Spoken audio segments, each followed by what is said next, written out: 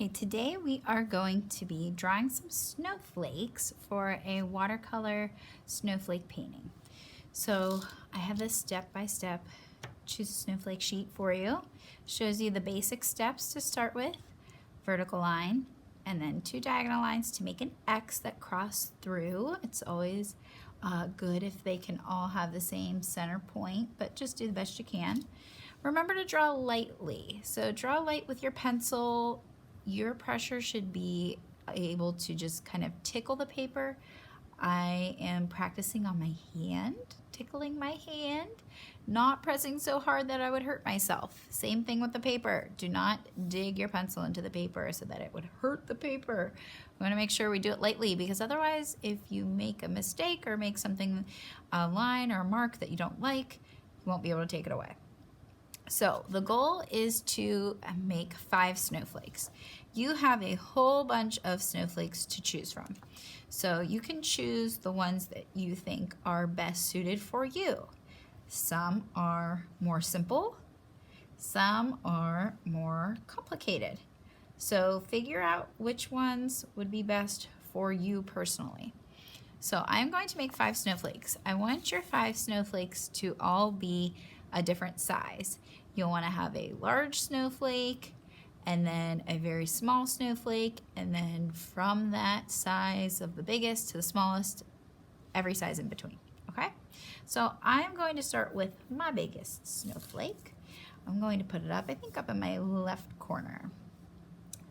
So I'm going to make a line down, and then my X lines. Okay, so not quite on, but that's okay. So I've got my biggest snowflake. Maybe I'll make that my second biggest. Maybe I'll make an even bigger one down here.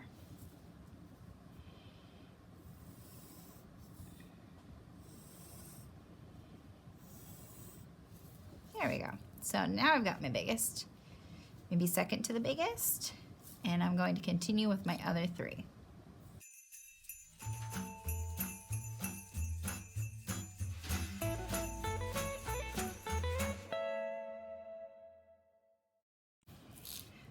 Okay, so now you can see I have my largest snowflake, second, third, fourth, all the way down to my 5th tiniest snowflake. So now that I have the basics, I'm going to go in and add the details with my pencil.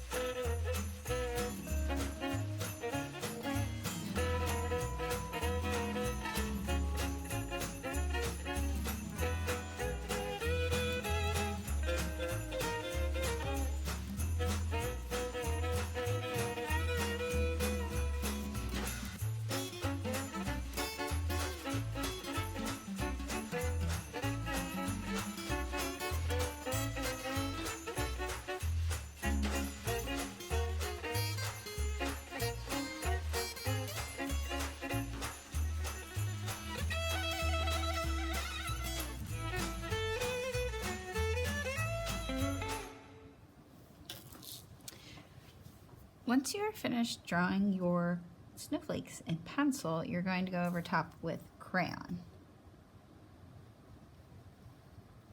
Now this might seem like a silly step, but it is important because we want to make sure that when we watercolor paint, this white crayon will kind of add a layer right around our pencil lines so that they really show up even with the watercolor paint over top.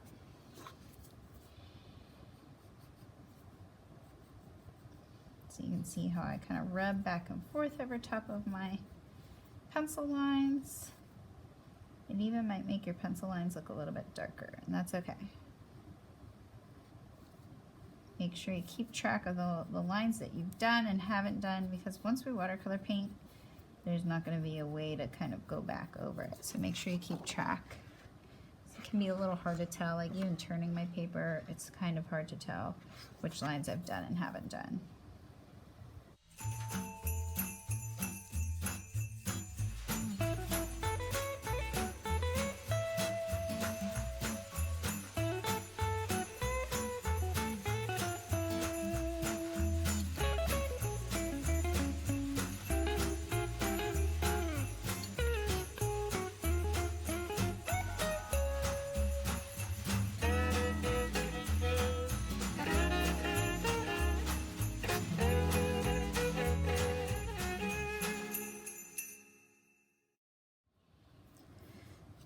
So when you start this project, whenever you're ready, you have your snowflakes all drawn out, all covered with the white crayons.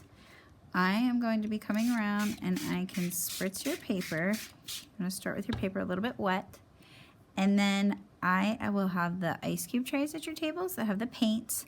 Remember to follow the guide of the colors, so they might not be perfectly in line, but it shows you which order each color paint is, so that you know which one you're dipping in, because of some of the darker colors like purples and blues, they look almost black because they're so concentrated. So once your paper is spritzed, you can start to just spread out the colors. Just be thinking about colors that look good together. So I'm just going to start with some magenta. Spreading this out on my paper. And hopefully you'll see it kind of running away a little bit from your outlines of your snowflakes.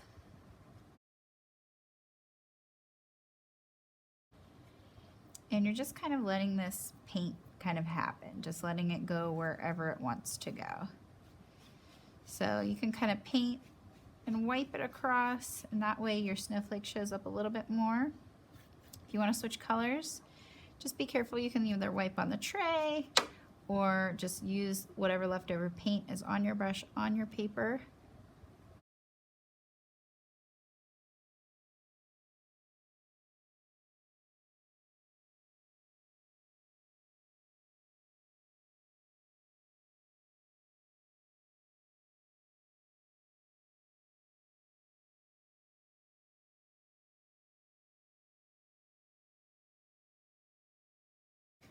So just thinking about complementary colors, how they do not mix well together.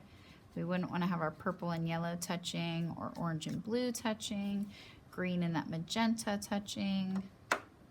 So I'm going to stick with my green over this way.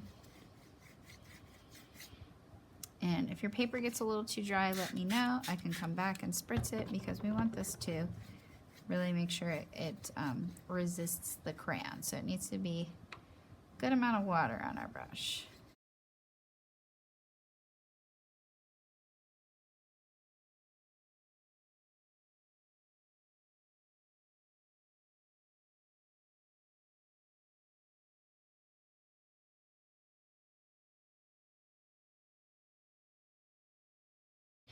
And as your paper is wet, we're going to be sprinkling some salt, and I can bring the salt around. You'll have some salt at your tables.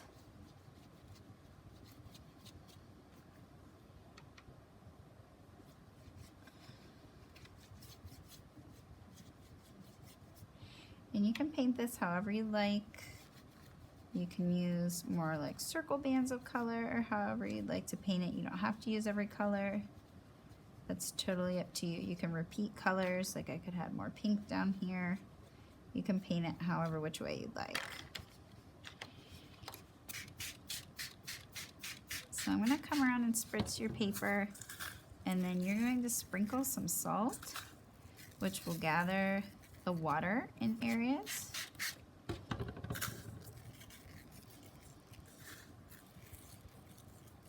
If you need to repaint over any areas, you can. The salt's really not going to bother it. It'll just make it,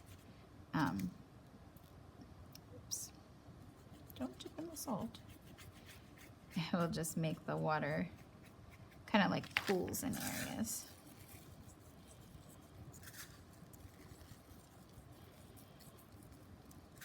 So really make it look like this snowy, icy scene. There you have it.